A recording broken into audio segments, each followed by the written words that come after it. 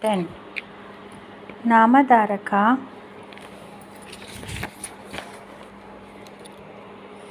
wished to know what Sri Guru did after sending away his disciples on pilgrimage.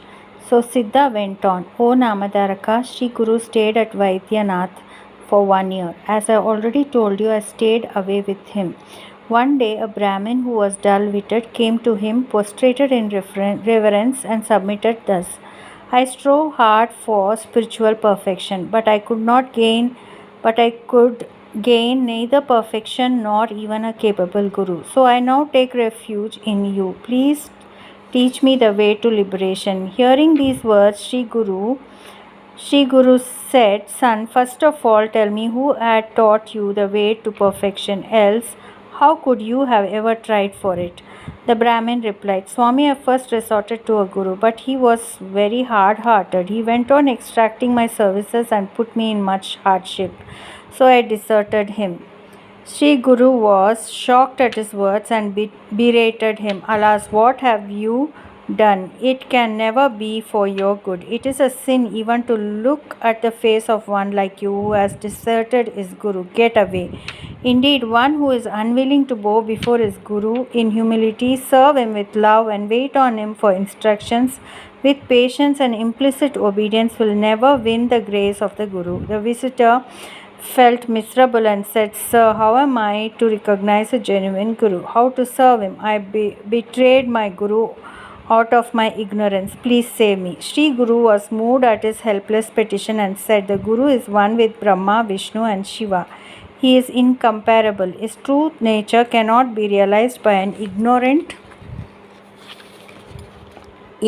one like you, nor can those blinded by ignorance like you ever know what it is to serve him. I shall recount an incident, an ancient legend which will enlighten you. During the age of Dwapara, there was a sage by name Daumya. He had 3 disciples with him, Vaidya, Aruni and Upamanyu. In order to test their devotion, one day Daumya said, The rice crops in my farm is withering for lack of water. One of you should go and water it. At once Aruni rushed to the farm and dug a canal from a pool for the water to flow into the field. But the bund would not hold despite all his exertions. He did not despair. He then resolved to give up his life in his effort and lay down in place of the bund and made the water flow into the field. After some time, Daumya arrived on the scene, saw his field watered and lovingly called out to his disciple. Aruni heard the call but was unable to reply, so he made a mild noise. Following the sound, Daumya came to him, raised him up and was touched by his devotion. Through the power of his blessings, he made his disciple wise and enlightened like himself. He then declared the term of Aruni's discipleship as completed and sent him home, where he became very famous as a man of wisdom. Later one day, Daumya said to Vaidya, You watch over my field, and when it is ripe, bring it home. Vaidya agreed, watched over the field day and night, harvested it, and piled the grain in a heap on the farm. He then went to his Guru and asked him for a cart to fetch the grain. Daumya gave him a bullock cart. When the Vaidya was returning with the produce, the cart got stuck in soft mud on the way. When the bullock could not pull the cart out, he dragged it out with his own mighty effort. Suddenly Daumya arrived there and, pleased with Vaidya's devotion, blessed him too with enlightenment. Later, the sage ordered the 3rd disciple Upamanyu to tend his cattle, eating only a spare meal every day. Upamanyu tended the herd with the utmost care. Daumya who usually sent lunch to his disciple at noon, suddenly stopped doing so. Upamanyu had nothing to eat and he was very hungry. Henceforth, he started begging his food. Daumya noticed this and asked, How could you manage to be as strong and active? Upamanyu submitted that he was sustaining himself with the food he begged from the houses of Brahmins. Then Daumya demanded that the food thus obtained should be delivered to him. Henceforth, Upamanyu gave away what he obtained from his first round of begging to his Guru and subsisted on what he got from a second round of begging. The Guru learnt of it and demanded that he be given that also. Upamanyu did so and quenched his hunger by drinking the milk that was left in the udder of the cows after their calves had drunk their fill. Daumya learnt of that and reprimanded him, saying, "If you do so, you will become as stupid as any of those dumb creatures." Then poor Upamanyu reflected that the latex of the calotropis plant is not the leftover of any calf and hence a harmless substitute for milk. He did so, and the poisonous oozing at once made him totally blind. Groping for his way home, the poor youth fell into a well on the wayside. The cattle returned home, but without their herdsman. Daumya went out in search of his disciple and found him in the deep well. His heart was moved at Upamanyu's ungrudging obedience, and he told him to chant Vedic mantras in praise of the Ashwini gods. Upamanyu did so and thereby regained his sight. The sage was pleased with him and blessed him with all knowledge. Thus Upamanyu realized his goal.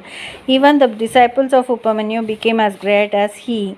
Udanka, one of the disciples of Upamanyu, once performed the holy sacrifice of Sarpayaga, the snake sacrifice, and thereby caused the destruction of countless serpents. He was able to summon even the great Indra, the king of gods, at the behest of King Janamajaya, the master of the ritual. It was only by pleasing the Guru thus that his grace could be won. Therefore, O Brahmin, serve your former Guru himself with all your heart. Through his grace alone you will be able to attain peace and liberation. The Brahmin submitted, Lord, it is possible to weld a broken metal vessel, but it is not possible to weld a broken heart. So too, it's impossible for me to win back the heart of the former Guru. Once it has been broken by my stupid conduct, so I cannot hope to approach him again. I shall pay for my sins by giving up my life in your very presence. Seeing that he was really repentant, Sri Guru kept his boon bestowing hand on the Brahmin's head in a gesture of blessing and told him to think of his former Guru. When the Brahmin did so, he at once realized the Sri Guru was not different from his former Guru and fell at his feet. Sri Guru said, Son, you shall work out the fruits of your previous actions and soon attain perfection. Incessantly meditate on my true form, which I shall show you now, and perform all your ordained acts, surrendering the fruits thereof to me. So saying, the Lord blessed the Brahmin with the vision of his divine form. Later, Sri Guru went to the bank of the river Krishna. There he restored the tongue of a Brahmin who lost it. Digambara, Digambara, Sripada Vallabha Digambara, Digambara, Diragambara, Avaduta Chintana Digambara. Guru Brahma, Guru Vishnu, Guru Devo Maheshwara, Guru Sachat Parabrahma, Tasmai Sri Gurave Namaha. Sri Guru Charitra.